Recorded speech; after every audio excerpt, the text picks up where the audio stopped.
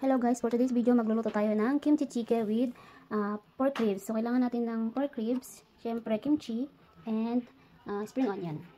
So pag maitim kasiro, lalagyan natin ng konting oil, konti lang. Para lang hindi dumikit yung karne. So okay na yan. And then, ilagay na natin yung ilaga nating pork ribs.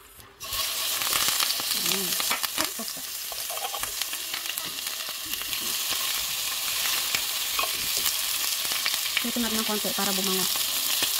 So, okay na yan. Lagay na natin yung kimchi.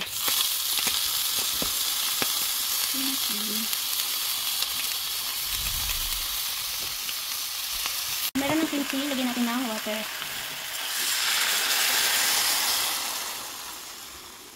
And then, lagyan din natin siya ng chili powder.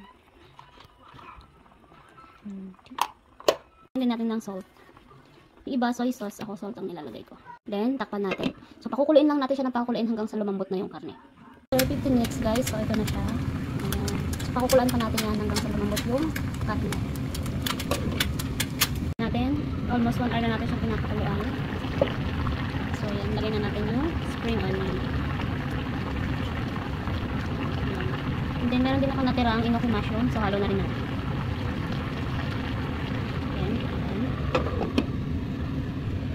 Let's check.